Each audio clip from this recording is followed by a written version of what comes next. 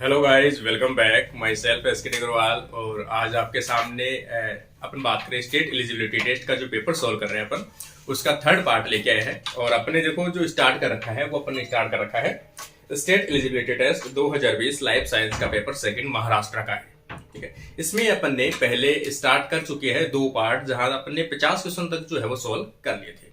देखो, मैं पहले भी आपको बता चुका हूं कि कोई भी स्टूडेंट जो स्टेट एलिजिबिलिटी टेस्ट की प्रिपरेशन कर रहा है, चाहे आप राजस्थान से हो, चाहे आप मध्य प्रदेश से हो, या फिर आप महाराष्ट्र से हो, किसी भी स्टेट में जिसमें एग्जाम होने वाले हैं अभी सेट के, उनके लिए सबसे पहले आप बेसिक जो है वो एनसीईआरटी जरूर क्लियर रखें कि एनसीईआरटी के बेसिक क्वेश्चंस आपको बहुत हेल्प देंगे। एनसीईआरटी के साथ साथ हो सके कोई जो एडवांस वाले हैं वो आप यूट्यूब चैनल पे, मैंने पूरे यूट्यूब चैनल पे वीडियो जो है वो डाल रखे हैं, प्ले लिस्ट भी बना दी मैंने यूनिट वाइज। किसी भी यूनिट में कोई भी टॉपिक आपको देखना हो उसके अकॉर्डिंग मैंने प्ले लिस्ट बना रखी है, वहां से भी आप उनकी वीडियो देख सकते हैं। ठीक है ना। और पेपर मैं सॉल्व करवा ही रहा हूँ। जिसको भी बुक परचेज करनी है वो व्हाट्सएप पे एड्रेस कर दे, तो मैं आपको जो बुक है वो बाई स्पॉट पोस्ट भेज दूंगा आपको, तो 2-3 दिन के अंदर वो आपको मिल जाएगी। इसी के साथ अपन क्वेश्चन नंबर स्टार्ट करते हैं 51 से। चलो अपन चलते हैं 51 पर।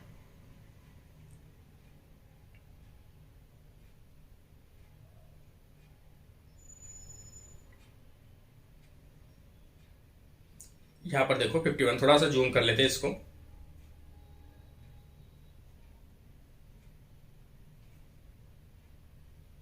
यहां पर अपन देखें 51 पर, which one of the following is not. देखो, सबसे पहले आपको जब भी क्वेश्चन आप अटेम्प्ट करते हो उसमें नॉट, इनकरेक्ट ऐसे टर्म्स है, उनको आप थोड़ा सा नोट कर लेना पहले।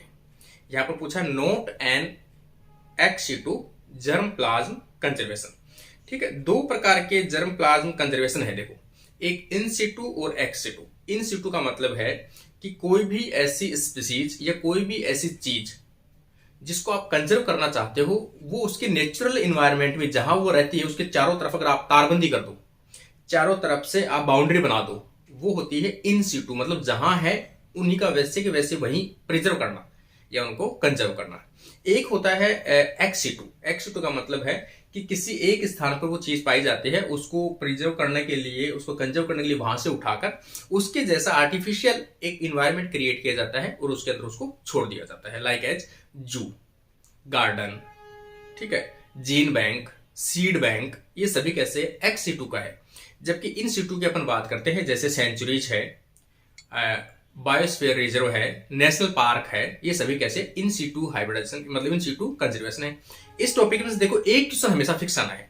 आप किसी भी एग्जाम बैठोगे एक क्वेश्चन हमेशा फिक्स मिलेगा। तो यहां पर पूछा है not an ex situ germplasm conservation, इनमें से कौन सा एक्स जर्म प्लाज्म नहीं है। देखो, सीड बैंक मैंने आपको बता दिया कैसा है, एक्स सिटू है। DNA gene bank ex situ है। बॉटनिकल गार्डन एक्स2 है। लेकिन बायोस्फीयर रिजर्व, नेशनल पार्क और सेंचुरी, ये तीनों कैसी है, ये तीनों जो है वो इन सीटू कंजर्वेशन है। तो यहां पर अपना जो राइट आंसर होगा वो क्या होगा, बायोस्फीयर रिजर्व होगा। तो इसका राइट आंसर सी होगा। नेक्स्ट क्वेश्चन अपन चलते हैं 52 पे। अपन देखें hormone which substitute long photo period require for flowering is. ठीक है, ऐसा कौन सा हार्मोन है जो फ्लोरिंग के लॉन्ग फोटो पीरियड, मतलब लॉन्ग फोटो पीरियड का मतलब अपन कह सकते हैं लॉन्ग डे प्लांट।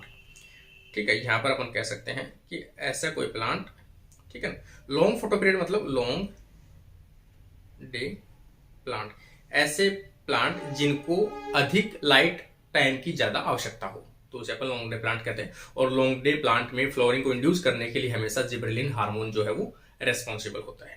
ठीक है, तो इसका राइट आंसर देखो इसमें दिया हुआ है, ऑक्सिन है, साइटोकाइनिन है, जिब्रेलिन है और ब्रेसिकर स्टेरॉइड्स है। तो यहां पर इसका राइट आंसर जो आ जाएगा वो आ जाएगा जिब्रेलिन आ जाएगा। ठीक है ना।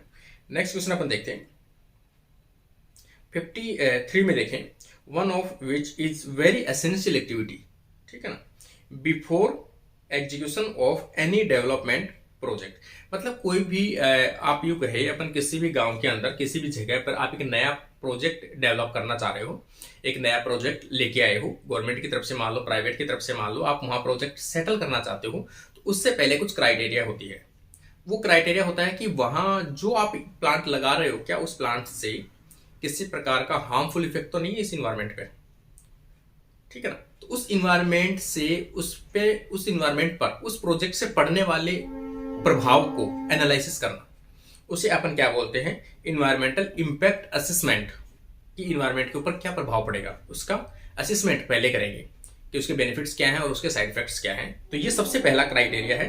तो यहां पर देख लो, one of the following is very essential activity before execution. किसी भी प्लांट को लगाने से पहले, एग्जीक्यूशन एनी डेवलपमेंट प्रोजेक्ट लगाने से पहले। तो यहां पर अपन सबसे पहले क्या चेक करेंगे, वहां का इन्वायरमेंटल इंपैक्ट असेसमेंट हमेशा चेक करेंगे। नेक्स्ट क्वेश्चन अपन देखते हैं।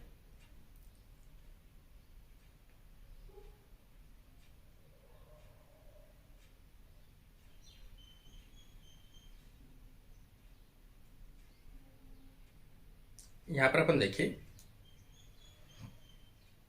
54 में देखो, विच of the following statement is not true.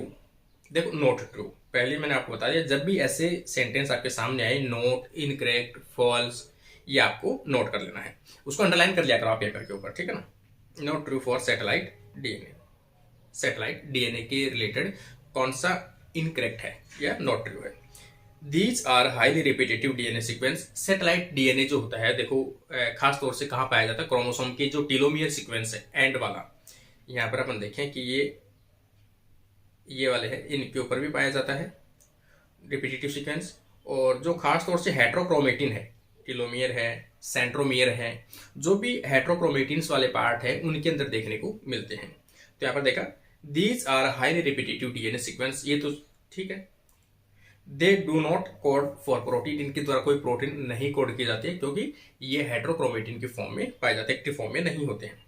They are major constituent of centromeric heterochromatic region, ये भी ठीक है, सेंट्रोमेयर पाया जाता है। These are repetitive DNA sequence, यहां तक तो ठीक है। Characterized by its relatively low rate of renaturation.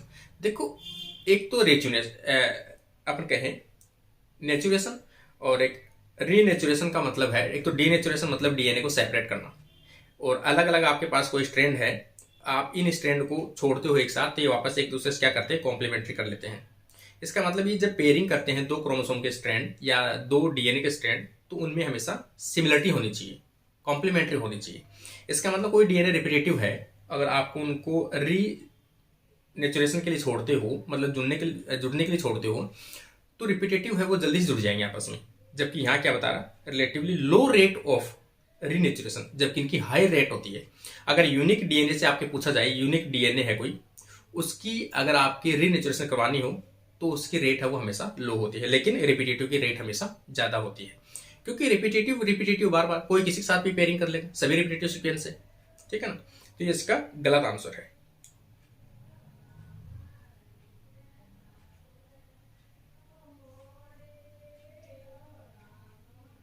तो ये इसका राइट आंसर होगा, और सैटेलाइट डीएनए के बारे में ये गलत होगा।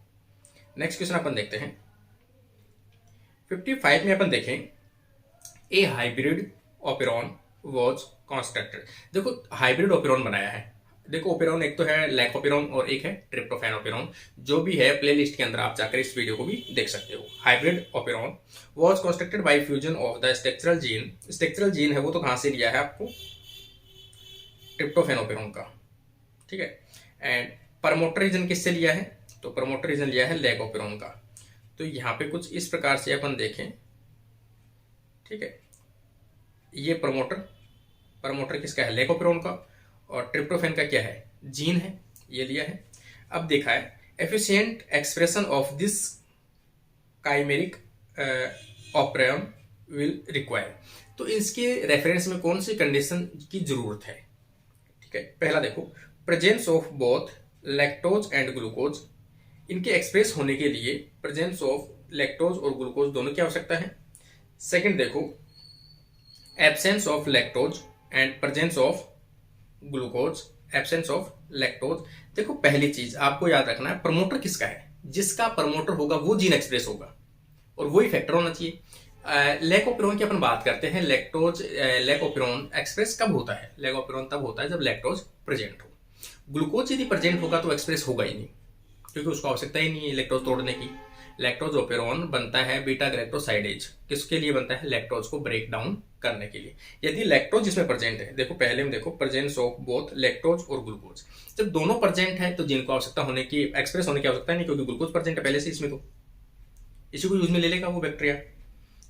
Absence of lactose and presence of glucose, इसमें तो वैसे भी एक्सप्रेस नहीं होगा क्योंकि केवल ग्लूकोज प्रेजेंट है इसमें। तो presence of both lactose and tryptophan, यहाँ लैक्टोज भी प्रेजेंट है, ट्रिप्टोफैन भी प्रेजेंट है। जब पहले ट्रिप्टोफैन प्रेजेंट है तो एक्सप्रेस वैसे क्या होगा? दूसरा दे रखा D, presence of lactose and absence of glucose, यहाँ पर ये राइट आंसर है, क्योंकि लैक्टोज प्रेजेंट होना जरूरी, सबसे इंपॉर्टेंट, क्योंकि लैक ऑफ एरोन हमेशा एक्सप्रेस होता है बीटा गैलेक्टोसाइडेज के एक्सप्रेशन के लिए, और बीटा गैलेक्टोसाइडेज जो है वो लैक्टोज को तोड़ता है ग्लूकोज प्लस गैलेक्टोज में, और वो बैक्टीरिया जो है उन दोनों से एनर्जी प्राप्त कर लेता है। तो यहाँ पर ये होगा जिसमें लैक्टोज तो होगा लेकिन ग्लूकोज नहीं होना चाहिए, तो ये क्या होगा? चीन एक्सप्रेस होगा, ये इसका राइट आंसर होगा। नेक्स्ट क्वेश्चन अपन देखें 56 में, देखो during respiration correct sequence of the electron acceptor in ATP synthesis is, मतलब ईटीएस के अंदर इलेक्ट्रॉन ट्रांसपोर्ट होता है, तो उसमें पूछा गया है कि इलेक्ट्रॉन एक्सेप्टर कौन से होते हैं, सीक्वेंस क्या क्या है उनकी। ठीक है, cytochrome B, C, A3, A, इसमें देखो पहले A आएगा, लास्ट में A3 आता है, तो इसमें देखो साइटोक्रोम, यहाँ पे देखो डी वाला साइटोक्रोम बी और सी, A और A3, मैं बताया लास्ट में A3 आना चाहिए, तो यहाँ पर इसका जो राइट आंसर है वो आ जाएगा ये वाला। ये छोटी छोटी चीजें हैं, ये देख के जाना भाई, आप लोग कई बार ऐसे क्वेश्चन डायरेक्ट पूछे जाते हैं तो आपका पढ़ा हुआ रहेगा तब तो आप बता दोगे, अदरवाइज इसमें कंफ्यूज हो जाओगे। ये क्वेश्चन देखो, ये शायद हो सकता है मैंने कभी पहले भी सोल्व कराया हो, जब आपको थ्योरी पढ़ाई थी तब मैंने आपको बताया होगा कि कोई भी एक आरएनए का मॉलिक्यूल है, ठीक है ना, एक कंप्लीट आरएनए का मॉलिक्यूल है, एक कंप्लीट आरएनए का मॉलिक्यूल है, इसमें 8000 न्यूक्लियोटाइड है, ठीक है। इसमें पूछा है if only 15% of this unit is exon, क्योंकि एक्सोन ही प्रोटीन सिंथेसिस के लिए रेस्पॉन्सिबल है, इंट्रॉन तो निकाल दिया जाता है, एक्सोन को जोड़कर एक एमआरएनए तैयार किया जाता है, तो कितने हैं वो? 15% है। तो यहां पर अपन देखें 15/100, यहां से काट दो इसको, तो यहां पर ये जो है इससे जैसे आप मल्टीप्लाई करोगे तो यहां पर कुछ ये आ जाएगा शायद, आप इसको मल्टीप्लाई करके देख लेना 12 से, इसको आप जैसे मल्टीप्लाई करोगे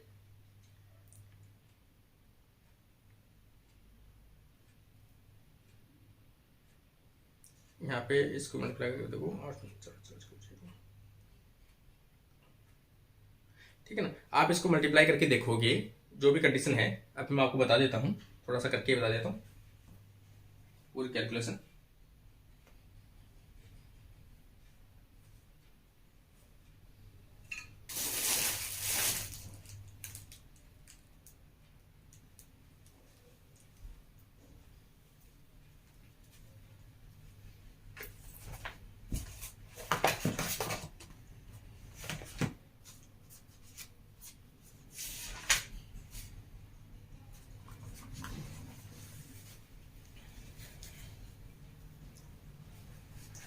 यहाँ पर देखो सबसे पहले आपको लेना है, इसके पहले तो 15% का वो निकाल लो 8000 में से, ठीक है ना, तो यहाँ पर आ जाएगा 15/100 इंटू 8000, तो यहाँ पर तो आ जाएगा ये 1200, ठीक है, 1200 आ ही गया। अब 1200 में से देखो 1200 क्या है? नंबर ऑफ न्यूक्लियोटाइड है, यहाँ पर अपन देखें 1200 क्या है, निकले हैं नंबर ऑफ न्यूक्लियोटाइड, 3 न्यूक्लियोटाइड जो है वो मिलके क्या बनाते हैं? एक कोडॉन बनाते हैं, ठीक है, यहाँ पर 3 न्यूक्लियोटाइड, तो यहां जब आप इसको काटोगे तो ये आ ही जाएगा 400, ठीक है, तो यहां पर आपके 400 आ गया। अब एक एमिनो एसिड का मोलिकुलर वेट कितना होता है? 110 होता है। 400 को 110 से आप मल्टीप्लाई कर दो, और इससे मल्टीप्लाई करोगे तो यहां पर 44,000 आ जाएगा, 44,000 डाल्टन। तो किलो डाल्टन में करेंगे तो 44 किलो डाल्टन आ जाएगा। यहाँ पर ऑप्शन में देखो सी, तो ये कुछ इसका आंसर है हुआ 44 किलो डाल्टन में कन्वर्ट हो जाएगा। तो इसका राइट आंसर जो होगा 57 का वो आ जाएगा सी ऑप्शन। नेक्स्ट क्वेश्चन पे अपन चलते हैं 58 के ऊपर। ठीक है, 58 पे अपन देखें, DNA repair mechanism are able to distinguish newly synthesised strand from older strand. मतलब आपका एक डीएनए है, यहाँ पर एक डीएनए का मॉलिक्यूल है, इस डीएनए के मॉलिक्यूल के ऊपर आपने एक नए डीएनए मॉलिक्यूल का सिंथेसिस किया है, ये नया डीएनए सिंथेसिस है। अब आपको डिफरेंस करना है कि इनमें पुराना कौन सा है। तो पुराना आप कैसे पहचानोगे? तो कोई भी जो को पुराना स्ट्रैंड जब होगा तो उसके ऊपर हमेशा मेथाइल ग्रुप प्रेजेंट होगा, मेथाइलेटेड। पुराना स्ट्रैंड हमेशा मेथाइलेटेड होता है। तो CH3 जिसपे दिखेगा वो कौन सा होता है? पुराना होता है। जिसपे नहीं होता है वो न्यू होता है। ऑप्शन देखो, new strand do not contain cytosine base, old strand are methylated. ठीक है, तो यहाँ पर देखा old strand are methylated while new strand are not. तो ये इसका राइट आंसर होगा, बी ऑप्शन इसका राइट आंसर आएगा। तो इसका राइट आंसर आ जाएगा ये वाला, ये वाले आएगा इसका राइट आंसर। ठीक है ना, ओल्ड के ऊपर हमेशा कैसा होना चाहिए? मेथाइलेटेड ग्रुप होना चाहिए। नेक्स्ट क्वेश्चन अपन देखें, यहां पर अपन देखें, which of the following phosphorylated compound on hydrolysis will yield higher amount of energy. इनमें से किसी का हाइड्रोलाइसिस करें और हाइड्रोलाइसिस करने से सबसे ज्यादा जो एनर्जी है वो किससे प्राप्त होती है? कौन से मॉलिक्यूल से एनर्जी ज्यादा निकलेगी? देखो, ग्लूकोज 6 फॉस्फेट भी है, यहाँ पर एटीपी भी है, और 1,3-बिसफॉस्फोग्लिसरेट भी है, और एक है फॉस्फोइनोल पायरुवेट। देखो, फॉस्फोइनोल जो पायरुवेट है इसमें 2 फॉस्फेट होते हैं।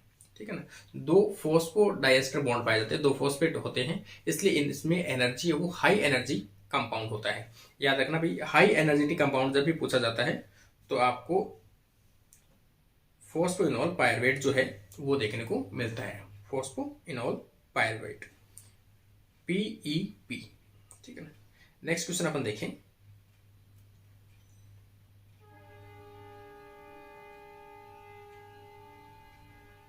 साठ नंबर में अपन देखें, यहां पर fungi can synthesise one of the following structural polysaccharide from the beta glucose. Fungi इनमें से कौन सा स्ट्रक्चर बनाता है जिसकी यूनिट कौन सी होती है? बीटा ग्लूकोज हो। तो एन एसिटाइल ग्लूकोज एमाइन की इसमें बेसिक यूनिट पाई जाती है, किसमें? फंजाई की सेल वॉल है। फंजाई की सेल वॉल देखो, पहली बात तो बनी किसकी होती है? काइटिन की बनी होती है। काइटिन एक हेट्रोपोलीमर सेक्राइड है, हेट्रोपोलीमर है। उसकी बेसिक जो यूनिट है वो कौन सी है? एन एसिटाइल ग्लूकोज एमाइन है। याद रखना, ये मैंने आपको पढ़ा चुका हूँ, कार्बोहाइड्रेट में हर चीजें बता चुका हूँ आपको। ठीक है ना, तो यहाँ पर आप देख सकते हो फंजाई के अंदर पाई जाने वाली स्ट्रक्चरल पॉलीसेकेराइड जो बीटा ग्लूकोज से बनी हुई होती है, beta N acetyl glucose amine से बनी होती है। तो इसका राइट आंसर जो है वो आ जाएगा इसका काइटिन। नेक्स्ट क्वेश्चन अपन देखें,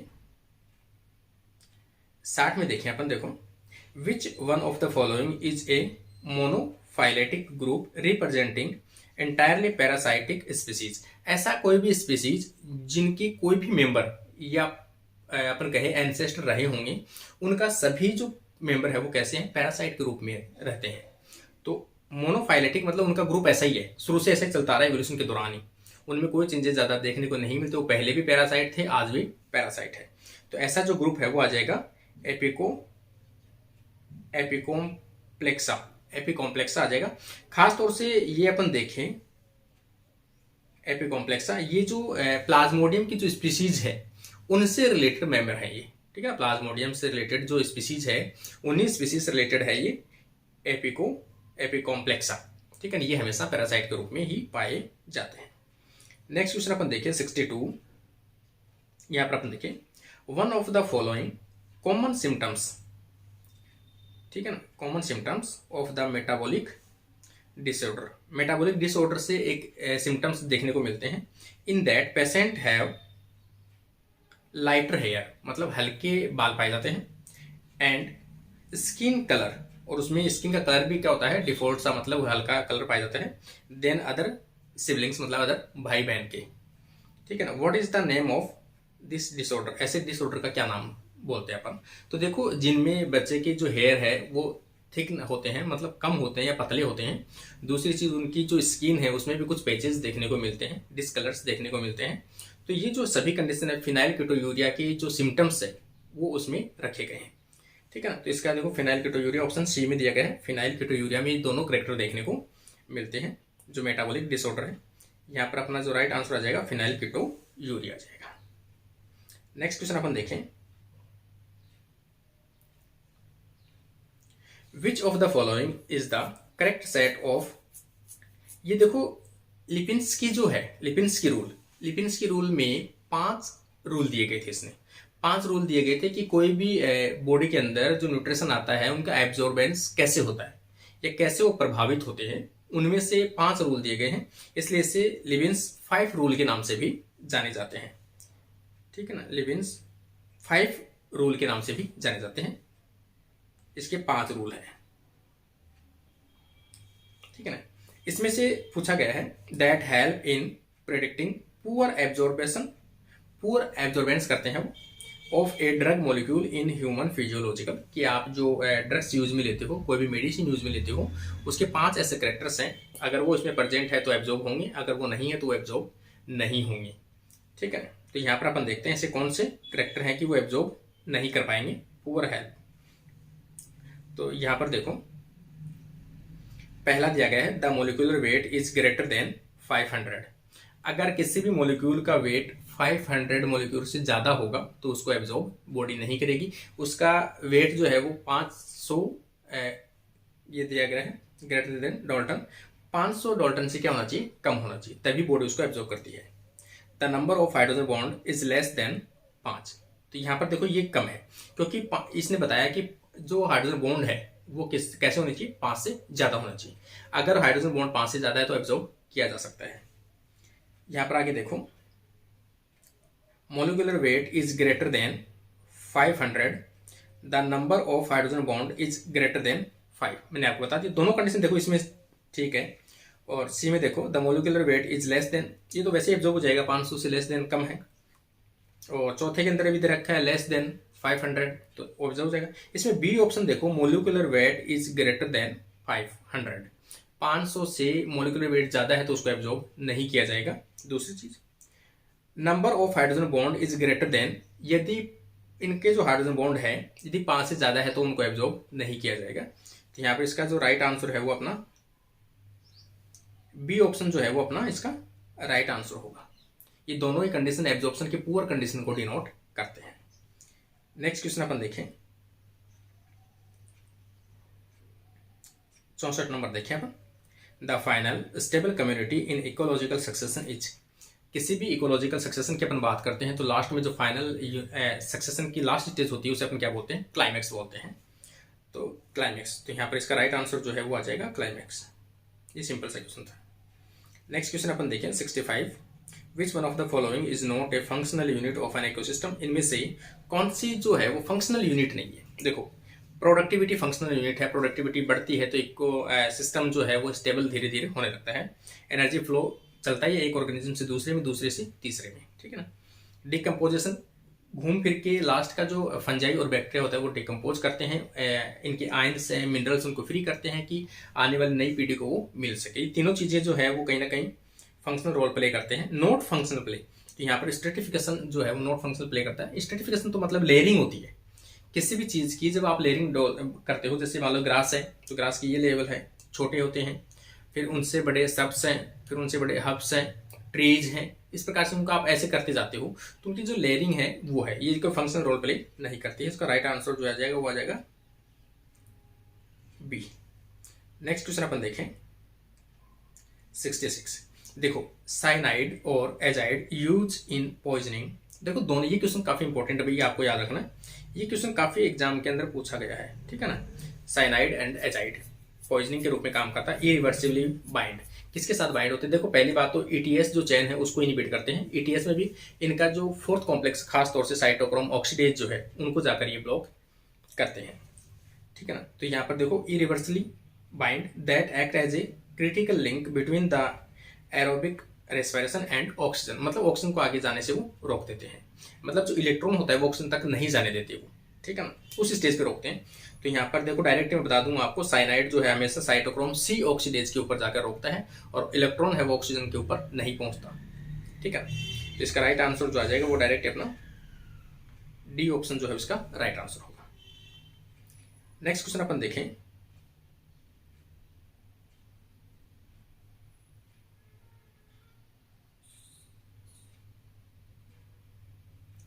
ये अपन देखते हैं 67 में अपन देखें, Klinefelter's syndrome is identified by one of the following karyotype. तो इनमें क्रोमोसोम का जो होता है, देखो क्लाइनफिल्टर जो खासतौर से मेल के अंदर होता है, और ऐसे मेल जिनमें एक एक्स क्रोमोसोम एक्स्ट्रा पाया जाता हो, क्योंकि कोई भी मेल क्रोमोसोम है उसमें 44 प्लस XY होता है, ठीक है ना, क्या होता है 44 प्लस XY, ये कंडीशन होती है। मैं ये कहूं कि एक एक्स क्रोमोसोम और आ गया, तो यहां पर अपन लिख सकते हैं XXY प्लस 44, ये कंडीशन आ गई। तो क्रोमोसोम की संख्या टोटल कितनी होगी उस पर्सन की, उस व्यक्ति के अंदर, तो यहाँ पर टोटल जो संख्या है वो कितनी होगी 47 हो गई। लेकिन कंडीशन कौन सी है 44 प्लस XXY, एक एक्स क्रोमोसोम की संख्या बढ़ जाएगी। तो ऐसे प्रकार के जो मेल है उन्हें अपन क्या कहते हैं, क्लाइनफिल्टर सिंड्रोम की कैटेगरी में रखते हैं। तो इसका ऑप्शन बी आ जाएगा 47, और कंडीशन कौन सी है XXY। यहाँ 47 क्रोमोसोम की संख्या मत समझना, अभी टोटल संख्या है ये ना, टोटल, क्योंकि ऐसे लिखने को तो इसको ऐसे लिख सकते हैं अपन 44 प्लस XXY, तो टोटल 47 हो जाएंगे। लेकिन यहाँ पर 47 तो लिखा क्रोमोसोम की संख्या है, और उसमें कंडीशन ब्रैकेट में डाल सकते हो आप इसको, यहाँ पर ऐसे ये कंडीशन XXY कंडीशन। तो इसका राइट आंसर जो है वो आपका बी आ जाएगा। नेक्स्ट क्वेश्चन अपन देखते हैं 68, what is the normal role of restriction enzyme in the bacterial cell. देखो बैक्टीरियल सेल में रेस्ट्रिक्शन एंजाइम का क्या काम है। रेस्ट्रिक्शन एंजाइम पहली बात तो किसी भी पर्टिकुलर डीएनए या आरएनए की पर्टिकुलर सीक्वेंस को कट कर सकता है, उसे अपन रेस्ट्रिक्शन एंजाइम बोलते हैं। जो रेस्ट्रिक्शन एंजाइम मोलिकुलर सीजर के नाम से भी अपन जानते हैं, जो रिकॉम्बिनेशन डीएनए में यूज में लेते हैं किसी भी पर्टिकुलर साइट को कट करने के लिए। लेकिन ये बैक्टीरिया में जो पहले से पाए जाते थे, तो इसका फंक्शन क्या रहा होगा। तो ये बैक्टीरिया में देखो, बैक्टीरिया में जब वायरस जो आते थे, खासतौर से अपन बात करते हैं बैक्टीरियोफेज, जो इन्फेक्शन करते हैं बैक्टीरिया के अंदर, ऐसे वायरस उनको बैक्टीरियोफेज बोलते हैं। बैक्टीरियोफेज जैसे ही अपना डीएनए बैक्टीरिया के अंदर इंजेक्ट करते थे वायरस, उस वायरस डीएनए को क्या करते हैं, तोड़ देते हैं। तो मतलब बैक्टीरिया के खुद के डीएनए को नहीं तोड़ते हैं ऐसे एंजाइम, लेकिन बाहर से आने वाले डीएनए है उनको तोड़ देते हैं, मतलब अपने डीएनए की प्रोटेक्शन करते हैं। ये कहने का मतलब ये है। तो इनका फंक्शन क्या है, to degrade the bacterial chromosome in small pieces during the replication. खुद के डीएनए को तोड़ते ही नहीं है ये। To degrade the invading phage DNA, देख लो, जो बाहर से आने वाले इन्वेडिंग मतलब बाहर से आने वाले जो डीएनए हैं उनको क्या करते हैं, ये तोड़ देते हैं। किसके, खासतौर से वायरस के जो डीएनए है उनको तोड़ते हैं ये। यही इसका राइट आंसर होगा। खुद की प्रोटेक्शन करते हैं, बाहर से आने वाले डीएनए को तोड़ते हैं। नेक्स्ट क्वेश्चन अपन देखते हैं 69, the tryptophan model tryptophan operon in E coli demonstrate level of regulations called by the termination of transcription if tryptophan is abundant in cell। देखो पहली चीज तो ट्रिप्टोफैन मॉडल के अंदर ट्रिप्टोफैन का सिंथेसिस किया जाता है। यदि ट्रिप्टोफैन कोई भी सेल है, इस सेल में अपन मैं ये कहूँ ट्रिप्टोफैन पहले से अवेलेबल है, तो क्या ट्रिप्टोफैन को एक्सप्रेस होना चाहिए। जब पहले से जो चीज़ है उसको सेल एक्सप्रेस क्यों करेगी, ट्रिप्टोफैन पहले से अवेलेबल है, ट्रिप्टोफैन बनाने की आवश्यकता ही नहीं है, तो जीन एक्सप्रेस नहीं होना चाहिए। और इसमें कंडीशन भी यही दी गई है टर्मिनेशन, कि जब ट्रिप्टोफैन पहले से सेल में अबाउंडेड प्रेजेंट हो, मतलब अधिक मात्रा में प्रेजेंट हो, तो कौन सी कंडीशन से उसको कंट्रोल किया जाएगा, तो वो उसका राइट आंसर हो जाएगा एटीन्यूशन। ठीक है ना, एटीन्यूशन में उसमें क्या होता है, लूप बनता है, और लूप बनने के कारण से इसका टर्मिनेशन नहीं होगा, मतलब इसका टर्मिनेशन हो जाएगा और ट्रिप्टोफैन एक्सप्रेस नहीं होगा। तो यहाँ पर एटीन्यूशन जो कंडीशन है वो एक टर्मिनेशन का नाम है, प्रीमेच्योर टर्मिनेशन, मतलब यहाँ पर ट्रिप्टोफैन का जीन है वो एक्सप्रेस नहीं होगा, एटीन्यूशन। तो इसका राइट आंसर आ जाएगा सी। यहाँ पर देखते हैं अपन 70 question number, which of the following transmit yellow fever and waste nil fever. तो इसका राइट आंसर जो मॉस्किटो के कारण से ये सबमिट होते हैं या ट्रांसमिट होते हैं एक जगह से दूसरी जगह के ऊपर। ये छोटी छोटी चीज़ें ये तो आपको देखो याद ही रखने पड़ेंगे लेकिन एक बार अगर आपने ये वीडियो देख लिया और मेरे से भी सुन लिया तो आपको माइंड में थोड़ा सा फिट जरूर रहेगा। नेक्स्ट क्वेश्चन अपन देखते हैं 71। देखो थोड़ा सा टाइम का इस टाइम पे क्या रहता है, अभाव सा ही रहता है। आज रात को वीडियो नहीं बन पाया था कुछ कारण से, तो अभी सुबह बना रहा हूँ, ऑफिस का टाइम है, जल्दी थोड़ा ऑफिस के लिए रेडी होना है। 71 में अपन देखते हैं the highest level of succinate dehydrogenase is found in which of the following muscles fibres. देखो सक्सिनेट डिहाइड्रोजनेज एक तो यूज में आता है आपके क्रेब्स साइकिल में, ठीक है ना। दूसरा आता है ईटीएस में। पाया कहाँ जाता है, माइटोकॉन्ड्रिया की इनर जो मेम्ब्रेन है वहां पर धसा हुआ रहता है, जो क्रेब्स साइकिल को में भी इन्वॉल्व होता है और ईटीएस में, दोनों में इन्वॉल्व होता है। और ये जहां भी पाया जाता है इसका मतलब वहां एनर्जी का प्रोडक्शन अधिक होगा, सीधी सी बात है। तो यहाँ पर रेड फाइबर्स हैं, उनके अंदर ज्यादा एनर्जी का प्रोडक्शन होने के लिए वहां पर सक्सिनेट डिहाइड्रोजनेज जो एंजाइम है वो हमेशा हाई अमाउंट में पाया जाता है। जब भी आप सर्च करके देखो तो आपको मिल जाएगा कि रेड फाइबर्स जो हैं उसको उसके अंदर सबसे अधिक सक्सिनेट डिहाइड्रोजनेज देखने को मिलते हैं। तो यहाँ पर इसका डायरेक्ट आंसर अपन लगा देते हैं red fiber muscles. Next question अपन देखें 72। The traditional division of the flowering plant into monocots and dicots is not followed into system of classification. इनमें से कौन सा ऐसा क्लासिफिकेशन है जो इसको नहीं मानता, ठीक है ना। अपने कहें यहां पर अपन देख लें कि ऐसा कौन सा ग्रुप है जिसके अंदर डाइकोट और मोनोकोट को फॉलो नहीं किया है। देखो पहली बात तो जो फाइलोजेनेटिक इवोल्यूशन की अकॉर्डिंग देखा है, फाइलोजेनेटिक ग्रुप, ठीक है ना। फाइलोजेनेटिक के अकॉर्डिंग जरूरी नहीं है कि दोनों सही हो, इसलिए फाइलोजेनेटिक के अंदर इन दोनों को सेम ऐसे नहीं रखा गया, मोनोकोट्स और डाइकोट्स, ठीक है ना। इनको फॉलो नहीं करता है ये। तो ये जो पहला है APG, तो यहाँ पर अपन कहें एंजियोस्पर्म फाइलोजेनिक ग्रुप। APG क्या है लिख लेना भैया आप लोग, एंजियोस्पर्म फाइलोजेनिक ग्रुप। ये जो है इसके अकॉर्डिंग मोनोकोट्स और डाइकोट्स को इंक्लूड नहीं किया गया है, ठीक है ना। ये इसको फॉलो नहीं करते हैं। बेंथ मुकर भी करता है, एंगलर भी करता है, तख्तचान भी करता है। तो इसका राइट आंसर जो आ जाएगा वो आ जाएगा ये आ जाएगा angiosperm phylogenetic group. Next question अपन देखते हैं 73। Active transport of a substance cross a membrane require. देखो एक्टिव ट्रांसपोर्ट है वो किस चीज की रिक्वायर को मतलब किस चीज की आवश्यकता होती है। तो देखो एक्टिव को खासतौर से फॉस्फोरस जो एनर्जी है उसकी आवश्यकता होती है। तो यहाँ पर डायरेक्ट ही है एक्टिव ट्रांसपोर्ट एटीपी पे डिपेंड करता है। तो इसका राइट आंसर जो है वो आ जाएगा एटीपी। नेक्स्ट क्वेश्चन अपन देखते हैं 74। Most fungi drive nutrition through. मतलब मोस्टली जो फंजाई है वो हेटरोट्रॉप्स होते हैं, आपको पता है, डीकम्पोज होती हैं, अपने आसपास के इन्वायरमेंट है उनको क्या करता है वो न्यूट्रिशन को एब्जॉर्ब करता है, ठीक है ना। तो यहाँ पर देखो फोटोसिंथेसिस होता ही नहीं है, engulfing bacteria, digesting organic substance. Direct organic substance जो है, जो ऑर्गेनिज्म जीव जंतु मर गए हैं उनके ऊपर फंजाई ग्रोथ करती है और उन्हीं से न्यूट्रिशन अटैक करती है, ऑर्गेनिक मैटर को एब्जॉर्ब करती है। इनगल्फिंग प्रोटोजोआ, तो डायरेक्ट इसका सी ऑप्शन होगा क्योंकि वो ऑर्गेनिक मैटर को डायरेक्ट ही अटैक कर लेता है, मरे हुए ऑर्गेनिज्म को, उनको डिकम्पोजर के रूप में काम करता है। कई बार क्वेश्चन ये भी पूछा जाता है कि बैक्टीरिया के किसी भी इकोलॉजिकल साइकिल में अपन पढ़ते हैं लास्ट में डीकम्पोजर आता है, तो डीकम्पोजर में कौन से मेंबर हैं वो सबसे इंपॉर्टेंट है। तो फंजाई और बैक्टीरिया जो है डीकम्पोजर के रूप में वर्क करते हैं। नेक्स्ट क्वेश्चन अपन देखते हैं, देखो इसमें आ जाएगा 75। Cytokines are. देखो साइटोकाइनिन जो साइटोकाइंस मतलब हम बात कर रहे हैं साइटोकाइनिन प्लांट हार्मोन की बात करें साइटोकाइनिन, तो साइटोकाइनिन का डेराइव कहाँ से होता है, मतलब उसका प्रिकर्सर क्या है। ये क्वेश्चन भैया आपको याद रखना, ये हमेशा आपको कहीं ना कहीं ऐसे क्वेश्चन देखने को मिलते हैं कि इनका जो है वो प्रिकर्सर क्या होता है साइटोकाइनिन का। साइटोकाइनिन का प्रिकर्सर हमेशा एडेनिन डेराइवेटिव होता है, रिंग पाई जाती है तो ये एडेनिन डेराइवेटिव होता है। तो इसका राइट आंसर आ जाएगा ए। कई बार पूछा जाता है साइटोकाइनिन के लिए कौन सा रिसेप्टर्स पाया जाता है, तो रिसेप्टर जो सिस्टम है इसमें सेल सिग्नलिंग 2 कंपोनेंट सिस्टम देखने को मिलता है, ये आपको भी याद रखना है। 2 कंपोनेंट सिस्टम देखो, एक तो साइटोकाइनिन में पाया जाता है और एक पाया जाता है इथाइलिन के अंदर। 2 प्लांट हार्मोन है, इथाइलिन और साइटोकाइनिन, दोनों में 2 कंपोनेंट सिस्टम देखने को मिलता है और बैक्टीरिया में देखने को मिलता है। तो आपको याद रखना 2 कंपोनेंट सिस्टम साइटोकाइनिन और किसमें दूसरे इथाइल जो हार्मोन है उसमें देखने को मिलता है। तो यहाँ पर अपना साइटोकाइनिन जो है किस प्रकार का नेचर है, उसका प्रिकर्सर्स क्या है, तो यहाँ पर आ जाएगा एडेनिन डेरिवेटिव। ऑक्सीजन का पूछे तो ट्रिप्टोफैन है, ठीक है ना। और एब्सिसिक एसिड का पूछ लिया जाए तो उसका शायद एब्सिसिक एसिड का है 15 कार्बन का है सेस्क्यूट्रपिन। जिब्रेलिन का पूछा जाए तो एंटकोरिन और इथाइलिन का पूछा जाए तो मेथियोनिन, ठीक है। ये इनकी सब्सक्रिप्ट वो है प्रिकर्सर्स हैं, ठीक है, वो याद रखना। आज के लिए अपना क्वेश्चन यही कंप्लीट होता है, टाइम भी हो गया है। ठीक है, तो अगली क्लास में अपन नए जो 25 क्वेश्चन बचे हैं उनके बारे में डिस्कस करेंगे। आज के लिए अपनी क्लास